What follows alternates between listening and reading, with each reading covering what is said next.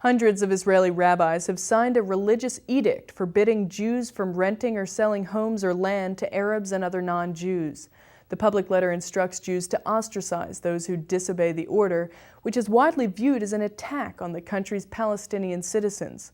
When the decree was announced this past week, it had been signed by 50 rabbis, many of who are employed by the State of Israel as municipal religious leaders. Despite sharp public criticism, another 250 rabbis have added their names to the proclamation.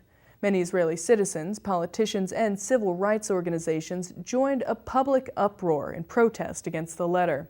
A number of rabbis spoke out against the edict, calling it a distortion of Jewish religious law.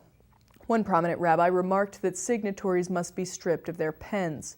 While religious edicts are commonplace and often ignored in predominantly secular Israel, the letter was unusual, as several of the rabbis were state-funded municipal chaplains. In the mixed Jewish and Arab city of Acre, many residents expressed shock and dismay toward the appeal.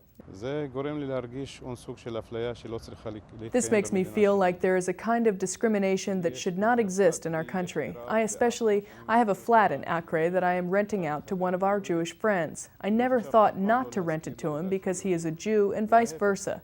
I don't think it should be such a big deal to whom you rent out, because if you deal with a good person, you don't check if he is an Arab or a Jew.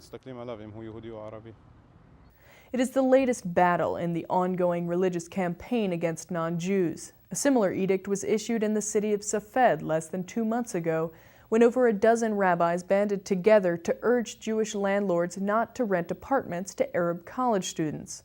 African refugees, a group the state refers to as infiltrators, and migrant workers have also been targeted. This summer, 25 Tel Aviv rabbis signed a proclamation that forbids Jews from renting to infiltrators. But this most recent proclamation, which was signed by rabbis from across the country, is the largest of its kind. The edict was condemned by many members of the government, including Prime Minister Benjamin Netanyahu.